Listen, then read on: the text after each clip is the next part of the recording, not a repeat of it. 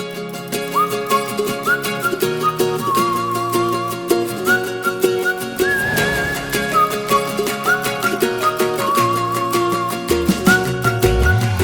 you looking for a fun and informative podcast all about training working dogs? Look no further than the LWDG Pod Dog.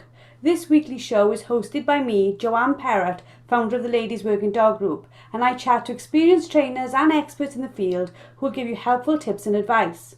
Whether you're just getting started or you've been working dogs for years, this podcast will have something for you.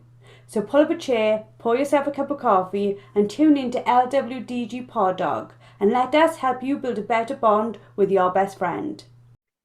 Hello and welcome to another episode of LWDG Pod Dog. This week we're going to be speaking with guest expert Georgie Armstrong from K9 Brain Training about some of the similarities and differences between training a gun dog and training a search and rescue dog. How are you today, Georgie? I'm great, thank you.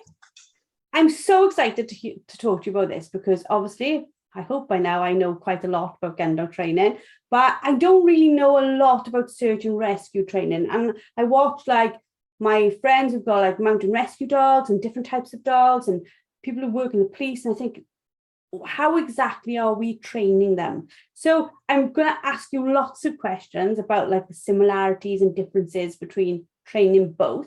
But before we get into that, tell me about your background. How did you even get involved in all this?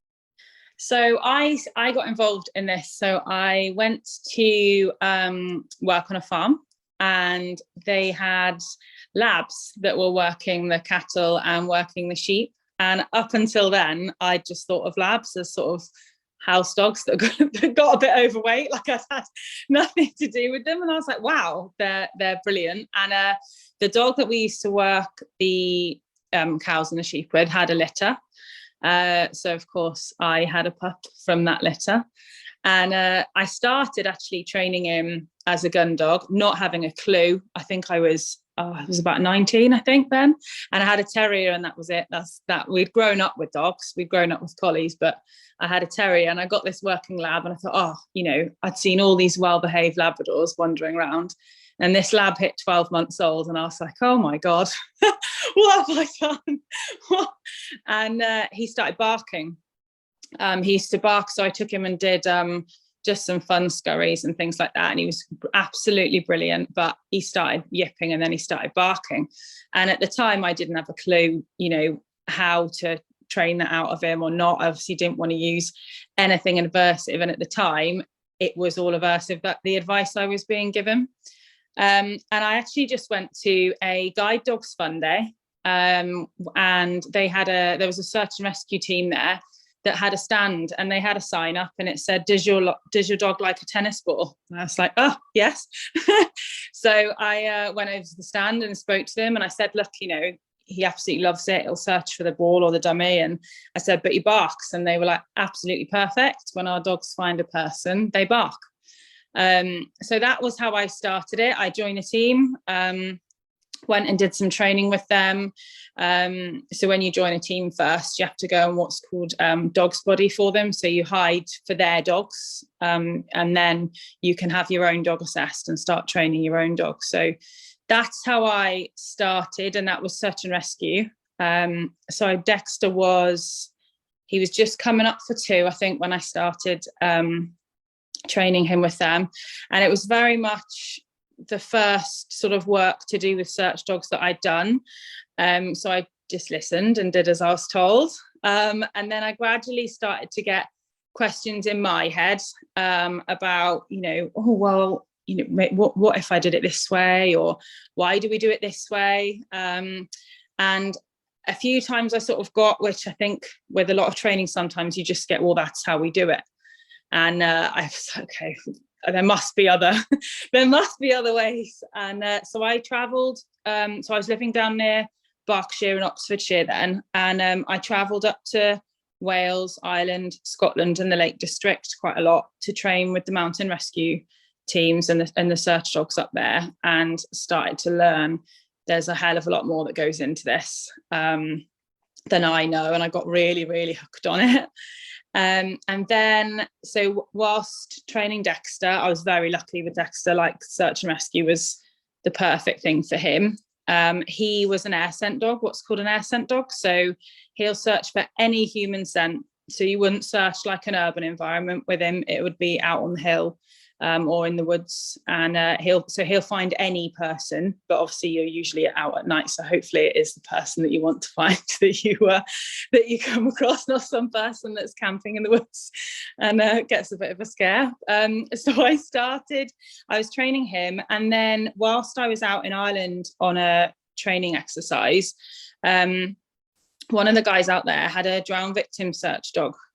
So she searched on a boat for drowned victims. She'd also search on land. And I was like, wow, this is unbelievable. How can a dog pick up the scent of a person that's under the water, like 40 meters under the water? So I was like, right, my next dog, that's what I want to do. So I looked for a dog that was doing that already and was like, right, when this dog has a litter, I want, a puppy from this litter. So then I got my Springer, Tula. And so obviously when you start training a search and rescue dog that searches for live people, it's really easy because the people can just run away from the dog with a toy and go and hide, and the dog goes to find them. So it's quite an easy way to start the training and build it up. Whereas obviously with dead bodies, you can't do that. It doesn't work. So that's when it sort of started to cross over into more of the detection side of things, like similar to explosives. So when the dog gets imprinted on a scent, so they get conditioned to a scent, exactly the same as, expo or drugs. So I started going to other trainers that trained detection, as opposed to just the search and rescue. And then I realized there's this whole massive world of pet dogs, sport dogs, operational dogs, all doing. With pet and sport, it tends to get called more scent work. And I realized that whilst I've been teaching people with their dogs sort of fun search and rescue, like hide and seek, with your dogs in the woods, I could actually teach in the dry in a village hall or similar, and not be out sort of on Salisbury Plain getting soaking wet every weekend, which obviously a lot of other people didn't particularly want to do. And I didn't also have to rope people in to go and hide for all the dogs. I could just put odor out. So that's when I then started canine brain training. So all the search and rescue stuff's voluntary. So I was traveling everywhere, and it was obviously costing me lots of money, and I was like, right, I've got to do something about this. So started canine brain training from there and started teaching. I went and did my instructor qualification abroad because I wanted to do a qualification. So I did my instructor course, my stages over a year, whereas I found in the UK most of the courses were sort of 1 to 2 day courses.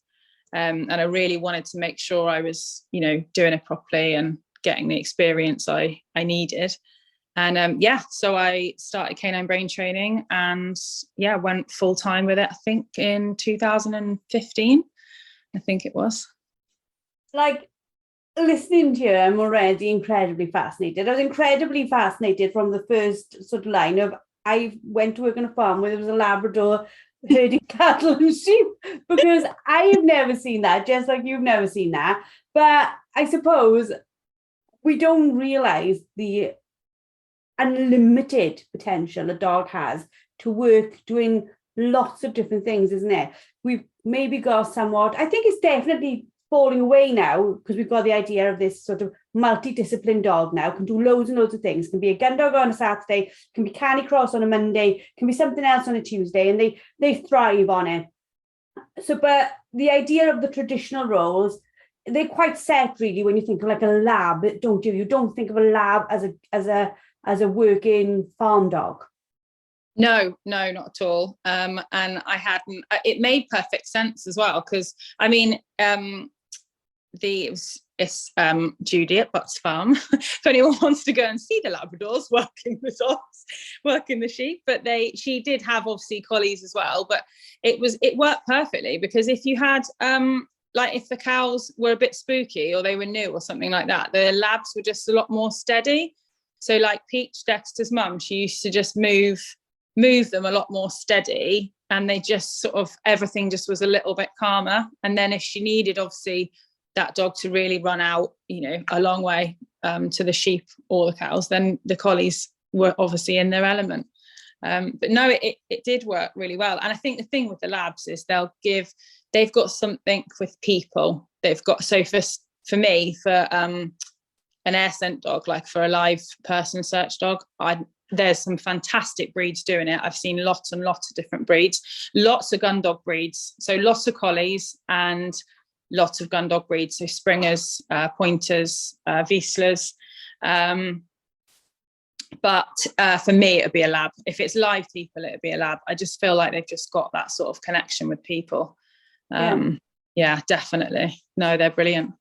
You invested a lot of time and money into volunteering to go and do what is incredible work. Search and rescue is something I'm always amazed by, the amount of things that go on in the UK to really help people, like the RNLI, like Mountain Rescue, like Search and Rescue, where they run on a voluntary charity basis, but do such incredible work. And they are the people that many times our police forces, our ambulance forces, our fire service will call in to do a rescue that they are not trained to do.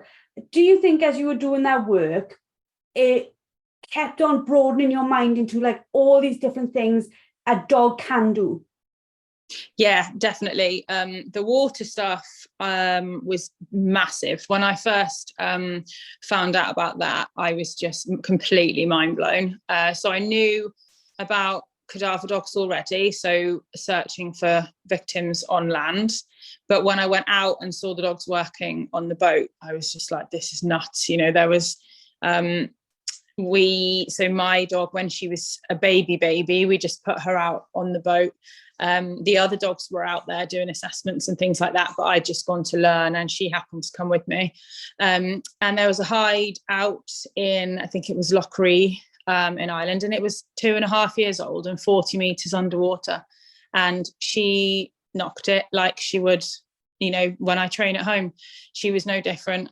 When I've taken her abroad and worked her on live scent, so human, because in the UK you can't obviously work on the human tissue because the Human Tissue Act.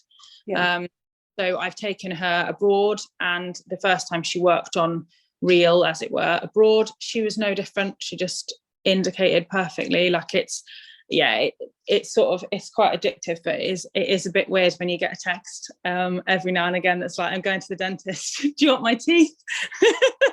Or something like that. I think I remember when I was first with my other half, I think that's what happened. He said, you've got a message on your phone of someone just asking if you want their teeth. And I was like, yeah, that's normal, that's fine. Yeah, because like I'm sure there are loads of listeners thinking, oh my God, this is like fascinating, a little bit like, not gruesome, it's not the word gruesome, because the work that these dogs do is so valuable, but it is a little bit like unexpected to say, like, oh, my dog's a gun dog, my dog's a canicross dog, or my dog searches for dead people underwater. Yeah. It's like, it's a bit of a shock to the system. But I suppose if you like start looking at like the similarities, when we send a dog out to find a dead bird on water, I'm always fascinated, because I think, well, how do they even know what it is? The water moves around frequently. How do they even trace that? But when you're then talking about a dog being able to mark on a tissue like underwater at a severe depth, it shows you their capability, doesn't it? Yeah, definitely. It's so the odor, the scent, the human scent travels through the water, so it goes through. So when you've got current underneath and the wind on top, you've got like another dimension, as it were, to the search, because obviously the current can pull the odor down, and then the wind can be bringing it the opposite direction. So, and also the dog's on a boat, so the dog can't move. So obviously when you're working on land, you put your dog out, obviously you watch your Springer quarter, you can see them hit the scent cone, they work it towards wherever the bird might be, and exactly the same for any odor. Whereas on the boat, they can't, they can't say, can you turn me left or right? It doesn't work like that. So that also taught me more than anything else I've been doing to read my dog, because if I didn't read my dog, we wouldn't find. Whereas obviously on the land with Dexter, if I didn't see him pick up odor, he'd go anyway. He'd go to that scent regardless. Whereas if I miss it with her, you've missed it. And if you're on, we train up on Ullswater in the Lake District, for example, it's like you miss it, you've got a hell of a lot of lake before you're going to get back to where that is. And I think you definitely have to have a certain type of dog, not necessarily breed, but the way they are, the way they think. I think they've got to be a certain type of dog to sort of to do that, really. I think when you look at the working breeds, there is something in their eyes and their facial expressions that just says, I am so switched on, you don't even know how switched on I am. Yeah, definitely. When you obviously you've got certain rescue dogs, and we're talking about gun dogs. Do you train gun dogs, or is it just certain rescue dogs? Yeah, so when I met Dylan, my other half, he shoots, and he had Betsan. She's now 3. She was a young lab. So he would beat with her, and she went on his sort of little syndicate shoot with him. I had a very different view about like shooting and gun dog work, because I'd only worked on the shoots sort of down south on massive shoots in sort of the organisation, like catering side of it almost. So for me, having my main pleasure, like standing on the side of a mountain and watching my dog work miles away from me, pick up the scent of a person, I'd only seen like gun dogs sort of picking up in a fairly flat field, super obedient, which is, I now understand, completely needed in that environment. But at the time I had almost quite a stubborn view about it, I think, because I was like, oh no, they don't have any fun. They just have to sit and be really well behaved and then just retrieve. And then when I came up to Wales, I went out beating with him and was like, wow, like they have to actually search. And then the dogs obviously that pick up here, the shoots are in the valleys or on the side of the mountains. And I was like, this isn't that different. And it was a real sort of eye opener. So now, yeah, we've got Oak, who's 6 months. He's going to be quite interesting, because with the SAR stuff, which I'm sure we'll go into, I'm much more less obedience, independent dog needs to just search. And then obviously with the gun dog stuff, I completely understand that you need like a high level of obedience with your dog. It can't just run in on 500 birds in front of everyone else. So Oak is a lab. He's 6 months, so he will hopefully pick up for us. So training him is going to be quite interesting, because obviously it's going to be a lot of similarities with a lot of differences. And then Dylan's just got a little Irish Springer. So she's got fab line, generations and generations of dogs that beat and pick up. So we're going into it a lot more now. And every time I do it, I learn about both, see the similarities, see the differences. Betsan, our lab, she was super obedient, and then we got to a point where she wasn't as interested, so she didn't want to go out and pick the dummies up. And I then pulled from the detection, the search side of it. I was like, well, I think we just need to make it more fun for her. We'd sort of thought so much about the discipline, as it were, of like, how she needs to be on a shoot. And she's very, very strong-willed, very clever dog. And she's like, wow, I don't know why I would do this then, really, if it's not that fun for me. So we took it right back to just searching out on the field for a ball, really made it fun for her. And that was from my search and rescue side. So I was like, or detection, I'm not, they have to have the value in the reward. So for us to go out, they're not going out and searching for hours for a dead body or a person. They're going out because when they find that person, they get their toy, and they get their reward. So I took that and then we put that to her. And obviously now, yeah, she's a super happy little dog. And so yeah, worked really well. You make a really valid point there, because a lot of us, when we first come into gun dog training, and there is so much information like online with trainers, and it is really hit and miss. You will either find somewhere that teaches you it can be fun, you can get just as much a result with it being fun, or you might accidentally fall upon a very traditional trainer where there is no fun, there is just do. And like you said, by being able to bring in fun, you kept the dog excited about it, and you've made really valid points. Like, what is the point in it for the dog if the dog has no enjoyment out of the end result? Exactly, yeah. And that's, yeah, I see it all the time when I teach pet dogs, sport dogs, operational dogs. That'll be, they search, they know where the odor is, but they're not telling me where it is, or they won't stay on their alert. So the SAR dogs, for life people, they'll go out, they'll search for the person, they find the person, and usually, so they'll either have what's called a standover bark, so they'll stay with the person, with the body, and bark until the handler gets there, or they'll do what's called a refind, so they'll come back, bark at the handler, or some of them jump, it depends on what indication that person has, and then they'll take the handler back to the person, so they know where they are.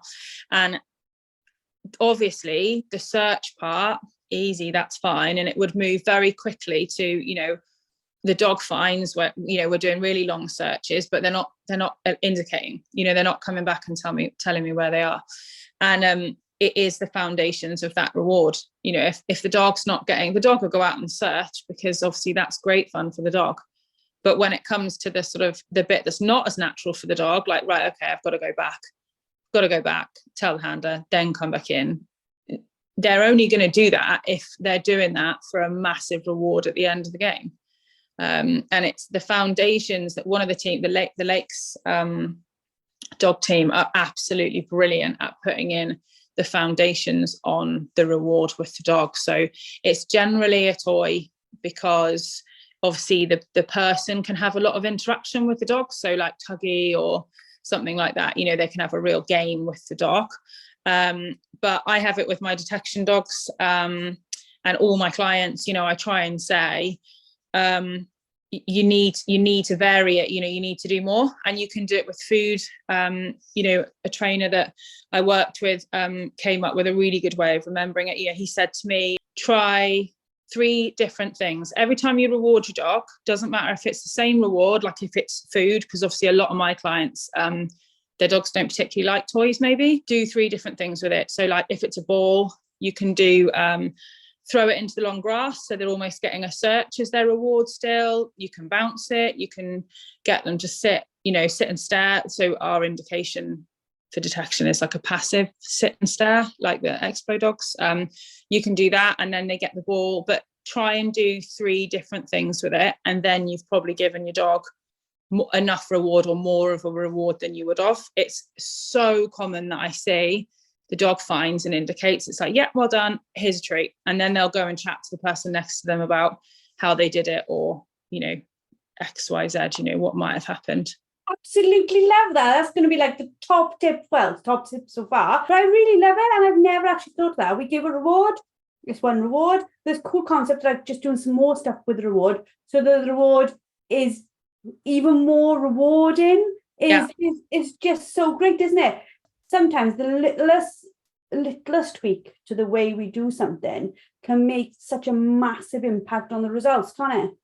Yeah, definitely. I think in probably every seminar or lesson I go and do, I will say, if someone was paying me a fiver to do something, I'd probably do it, or I might not bother. If I was getting 50 quid, I'd probably be a lot more sharp to go and do it and do a better job. So I think it's really, really important. And you do get the dogs, like, you know, I'm really lucky with Tula, my Springer.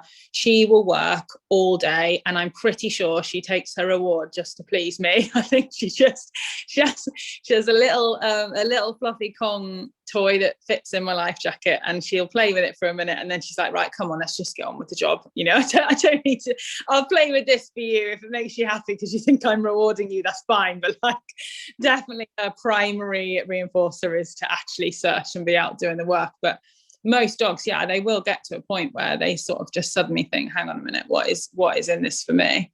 Or they'll find their own reward. That's obviously the other thing that I get with search dogs. And I'm sure, and I've heard a lot of people, you know, with gun dogs, my dog just goes off and hunts by itself.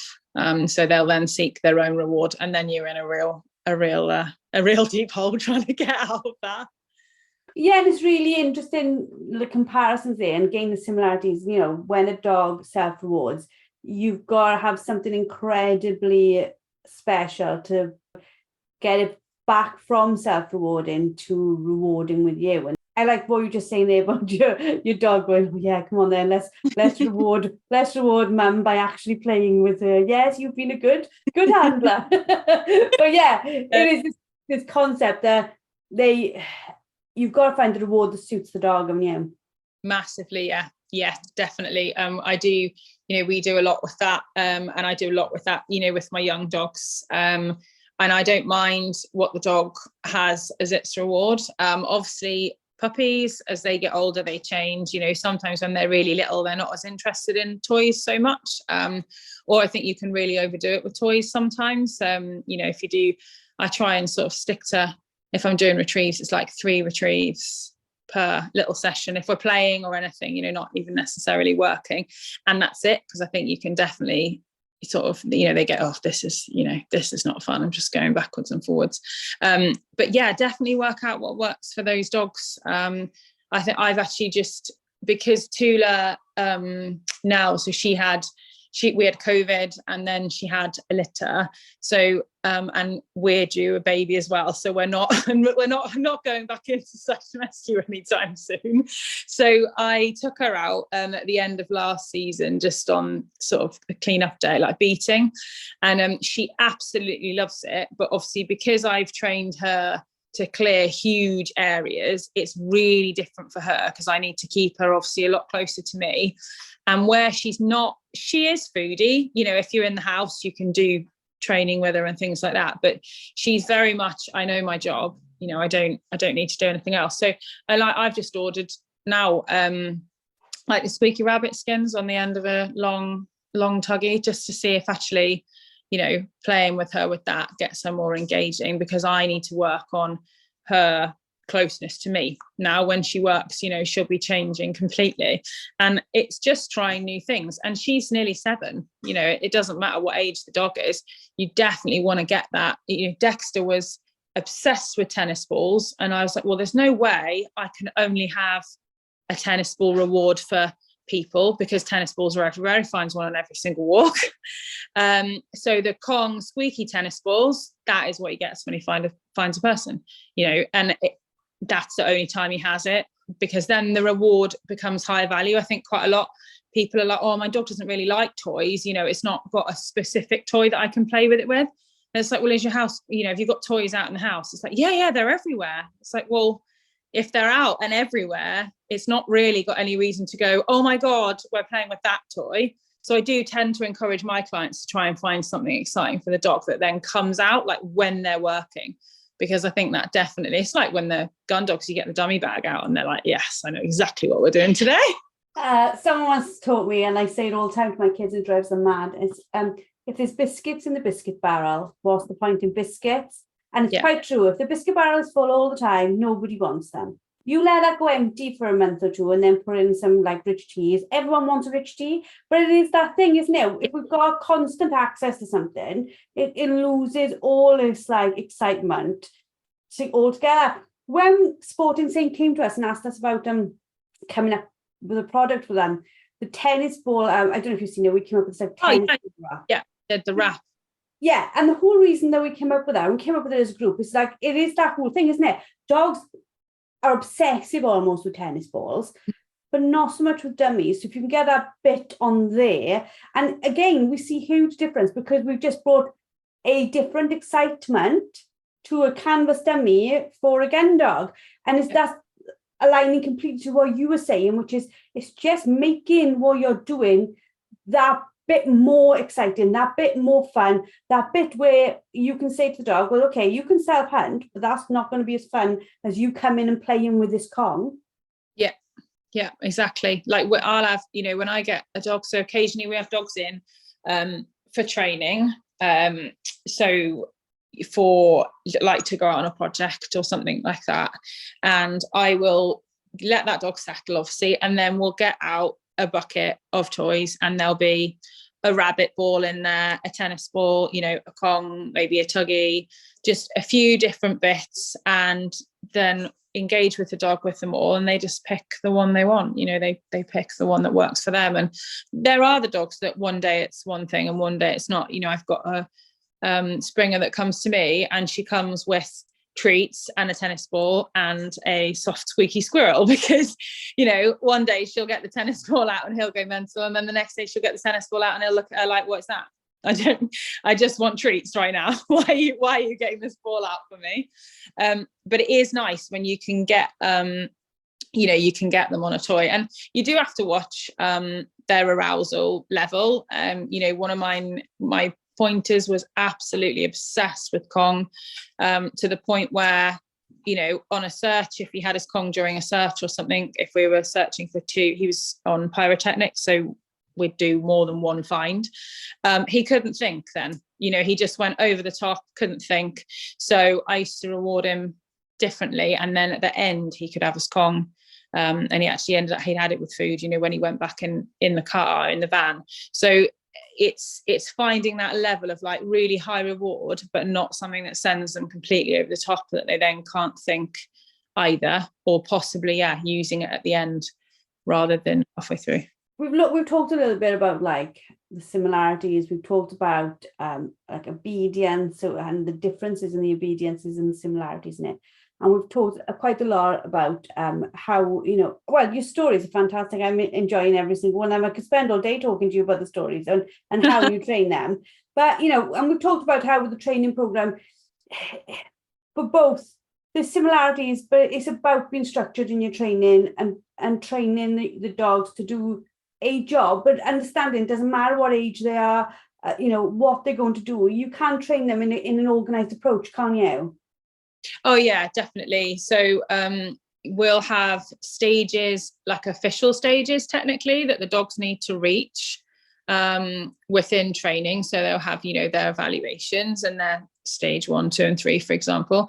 And then obviously the puppies. So I try and work on the puppies, and I know we're going to talk about cognition in a different seminar, so we're in a different podcast probably, so I won't go into it, but the dog's ability to problem solve and use their inference, for me, for learning, is much more beneficial than using the handler, and them using their memory. So those dogs that, they'll remember the length of time they were searching for, or they'll remember how far out you threw the dummy the last 3 times.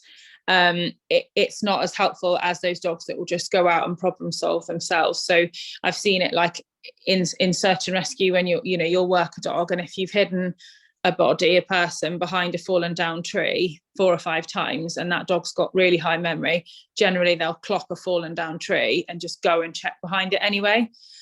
So I like to work on my dog's ability to problem solve. So all they're searching for is that odor. They're not thinking, oh, it was here last time, or we only did 3 runs last time, or it was only 100 meters away, or whatever it might be. I just want them to work on that. So I focus on their natural hunt drive first. So just little, and obviously it's the same with the gun dogs. It just depends on what they're doing as to how far out they'll be searching away from me. Whether they're for gun dog work, whether it's for detection or a person, it always varies. And then I like them to learn the foundations, and so the obedience side of it, to work it out themselves almost, so I'll just wait and they'll sit, and then I'll throw it back out, and they're learning themselves, right, okay, you sat down quietly and it got thrown out. When I was messing about on the end of the lead, crazy excited, if I'd let the dog off then to go out and search for the ball or whatever it might be, then that's exactly what they're going to do the next time. So rather than putting in, so I didn't used to put in hardly any obedience with my dogs at all, because I wanted them to work away from me, independently. They know where the odor is, I don't. And we were obviously working much bigger areas. I didn't have any of the worries of, being in the right place for the birds or anything like that. I just had a woodland search for a person, or a lake. And then obviously recall is really, really important. And we also stock test them. So they have to be okay around stock, and they obviously have to be okay around people. But I didn't used to put in a lot of the obedience, and then obviously realized I think there's definitely more involved in the gun dogs. You definitely need a bit more obedience, but I think it's actually the way they're taught it. So I have a lot of dogs now, a bit like what you were saying about the multidiscipline stuff, that come to me, and they're not operational detection dogs or search dogs. They are sport dogs. They're doing agility. They might do gun dog work as well, or canicross. And you have to have obedience with all those things. Some people do trick work with their dogs, or obedience, huge, really high level of obedience, and then they want their dog to go out and search independently in a builder's yard and not look to them for direction.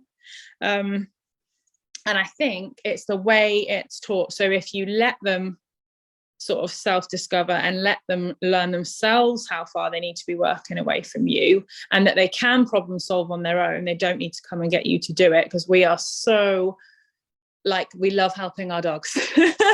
And the amount of times I have handlers that, that they'll know where it is and they'll direct the dog wherever it might be. As soon as that dog gets into a problem, it'll just go straight back to the handler. Right, tell me where you want me to go then, because you did last time. It got a bit difficult. So I like my dogs to learn and get the confidence that they can do it on their own, while still obviously having the obedience that, I can stop them and not cross a road. It can be really hard, like you just said, but sometimes what are seconds feel like minutes. I know sometimes I might have put out a blind and I'll take the dog, and I literally have to almost squeeze my hands together and keep my mouth shut, because you want to say, oh, go left, go right, or whatever, whistle to them. And you just actually, if I just let them alone, like you said, they'll work it out. If they are miles and miles off it, of course, correct them. But if they're in a rough area, I do my very, very best just to stay quiet and let them, like you said, develop the confidence that if Mama said it's roughly here, it is roughly here. Yeah, definitely. And I think you can, you don't have to task or direct the dog to help them, just by placing, I use the example, if you're stood in a field or wherever you might be, it's generally got corners, you've got somewhere where you've put it, so you can place your body, so you're making that area smaller for the dog. So without calling the dog in, directing the dog, just by facing the right direction, placing your body in almost making a triangle for that dog to work in, it's going to generally go and work that area, just because of how you're standing.